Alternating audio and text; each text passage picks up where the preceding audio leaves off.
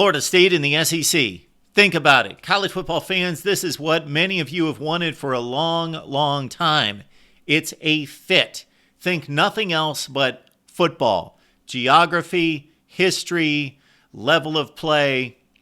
Florida State through the years, the vintage Florida State in the SEC. Could you imagine?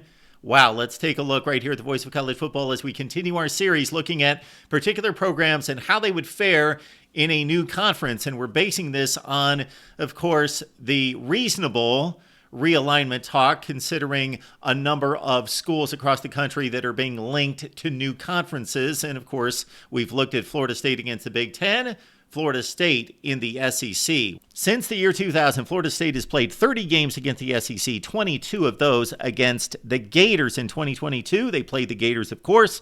Really good football game against a bad Florida team, 45-38. And there was the LSU opener that we will see once again here in 2023, this time in Orlando. Last season went right down to the wire, of course, with a blocked extra point, giving FSU the win. Before that, it was a lot of Florida Gators, and that series has gone back and forth, back and forth, back and forth, with an 11-11 tie. In other games against SEC teams, Florida State matched up against Bama in a number 1 versus number 3 game to start out the 2017 season.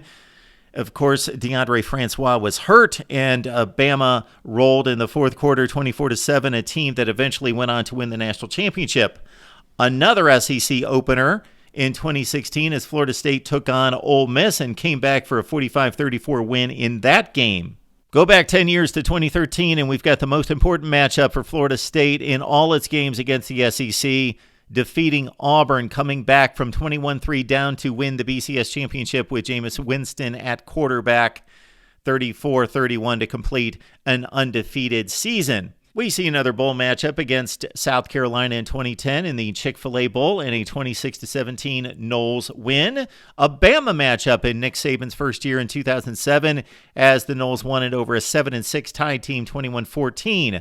A bowl matchup that particular season as Florida State took on the SEC 3 times. They lost to Kentucky, an 8-5 Wildcats team, 35-28 in the Music City Bowl. Then the other non-Florida matchup is against Georgia and Mark Richt, a Georgia team that finished number 3 in the polls after a 13-1 season, culminated with a 26-13 win over Florida State in the Sugar Bowl. In simply looking at the games against the Gators, it's been one of the great rivalries in college football, of course. Bobby Bowden against Steve Spurrier as we begin our run through the 2000s, and they traded blows back and forth. Then Urban Meyer took over at Florida, and it was a rough ride for the Noles against Urban Meyer in losing 5 consecutive games. They finally got Meyer in 2010 in one of his final games as the Noles rolled in that one 31-7, but before that, blasted by Urban Meyer's Florida Gators. Then we get past the Urban Meyer era. We work into Jimbo Fisher, who had pretty decent success against Florida, as you see wins there in 2011, also 2013 and 14 and 15 against the Florida Gators, and teams that would go on to play in the SEC championship game under Will Muschamp and Jim McElwain. Willie Taggart lost 2 games to the Gators, giving up 40 points in each game before Mike Norvell took over. Of course, there was a game canceled in 2020 due to the COVID pandemic and the adjusted schedule. Norvell is now 1-1 following a loss in 2021. Then he comes back with a win against another 6-7 Florida team, 45-38. The Florida State run in the 2000s has been just this. They entered the century as one of the elite programs in college football. They won the national championship in 99. They played for it in 2000. They got back to a Sugar Bowl in 2002 as the ACC champion, but they declined. They started to fashion 7-5, 8-4 kind of seasons in Bobby Bowden's final years in Tallahassee. Jimbo Fisher rallied the program. Of course, they won the Orange Bowl in 12. They won the national championship in 13. They got back to the playoff in 14 as an undefeated team in the regular season, but then they started to falter. They still had good teams in 15 and 16. Appearing in New Year's 6 bowl games. And then, of course, the Willie Taggart era was brutal.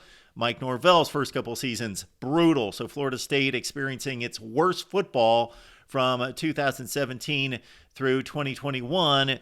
then going all the way back to the Bobby Bowden start in the mid-'70s, but the rally here in 2022 with 10 wins and a number 14 finish in the final poll this past season, and good things look to be ahead for Florida State football. So how would they compete in the SEC? Well, you would think vintage Florida State, vintage Bobby Bowden Florida State, and a sliver of Jimbo Fisher Florida State, and what could be on the horizon if they continue this upward trajectory would be classic, of course, to see Florida State knock heads with Alabama and LSU and the better Tennessee teams, and Florida, of course, when they have been at their best under Spurrier and Meyer, would have been phenomenal.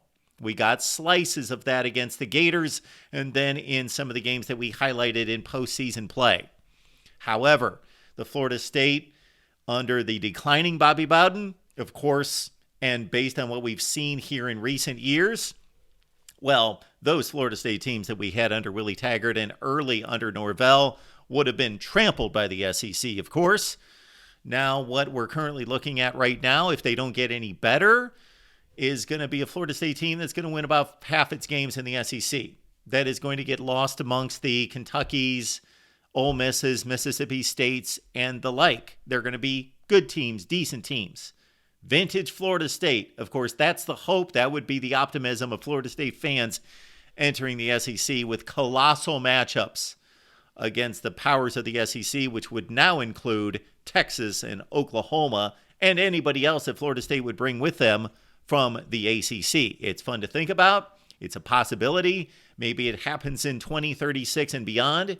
Maybe the grant of rights collapses before that because there's enough of a contingent of ACC schools that rise up against the grant of rights. But this is simply the exercise of Florida State in the SEC. How would they fare? Your thoughts below, right here at the Voice of College Football.